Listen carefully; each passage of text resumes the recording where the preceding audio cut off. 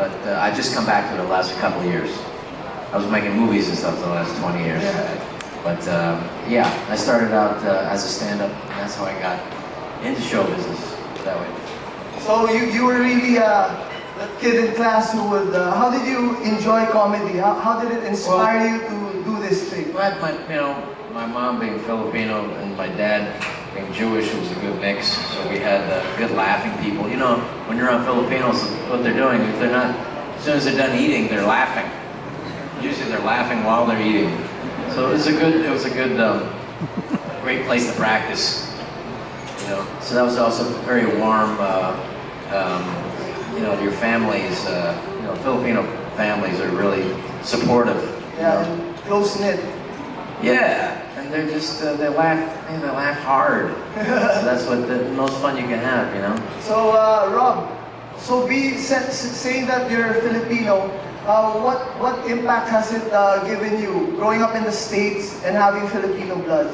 Well, I mean, I grew up just south of Daly City, which is like they call it you know, Little Manila, you know. So it was more Filipino people than anybody else. So I never considered myself short because I was always surrounded by Filipino people.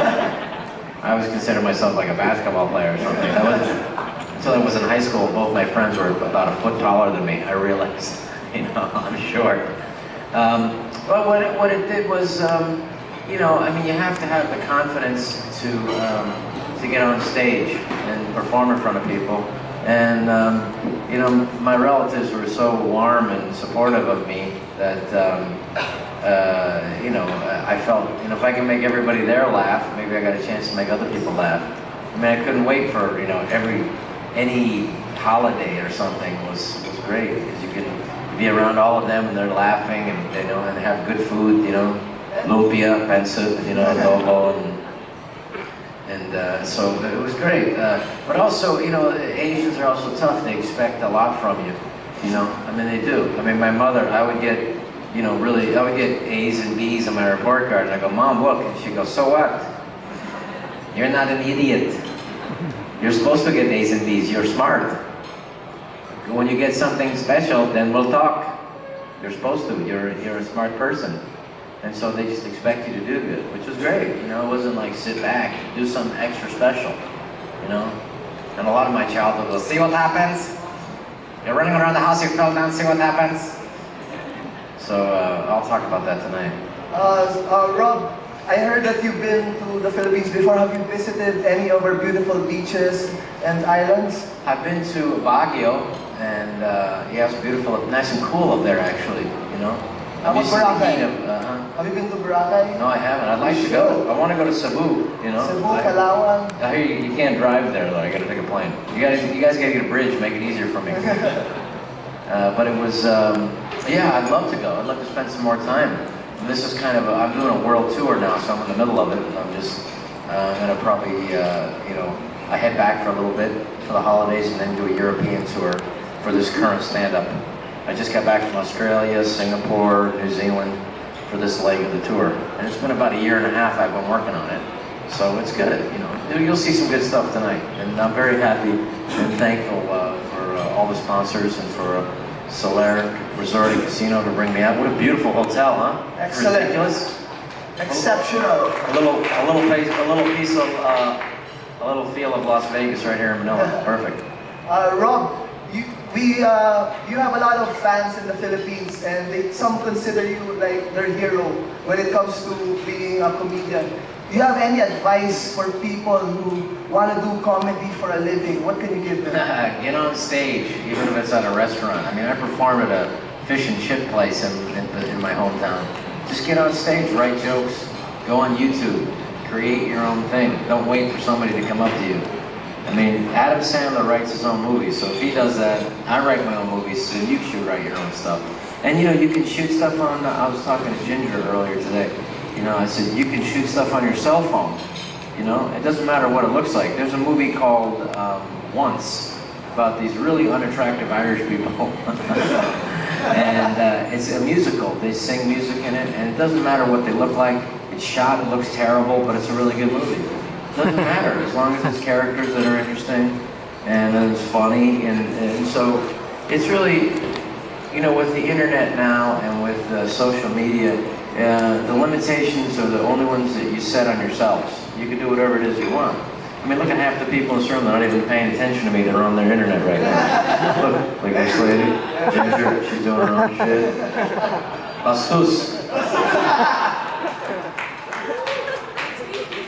Pay attention. So what can we... Flew a long way to get here.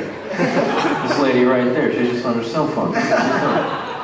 It's just that, people do this and they're driving. This beautiful woman right there, she's not even paying attention at all. A beautiful woman there. Yeah. Now look, put it down for 30 seconds. It's not going to go away. It's amazing. This is this life. That's what you expect when you on a date? Well, on my show, beautiful woman. during my show, people actually, Hey. I really know the show's going well and no one's looking at their cell phones. So what can we expect for tonight's show? Because I'm excited to watch you, the main man. It's a stand-up comedy act, I mean, it's nothing from my movies. It's just, it's a real. I talk about my government a little bit, when Obama's spying and stuff like that. And I talk about the craziness in the States. And I'll talk about my Filipino relatives, my mother, See what happens? You have your cell phone, you're doing your cell phone during a press conference, see what happens? Rob Schneider makes fun of you, see what happens? So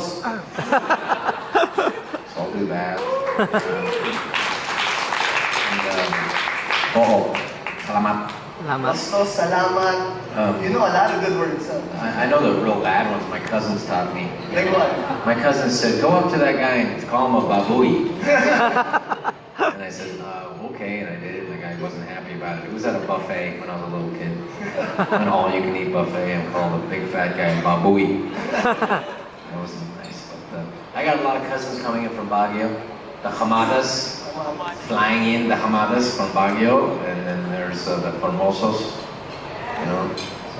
from here in Manila, and they're coming in, man. They're coming in. Robert, can we have 5,500 tickets for the show tonight?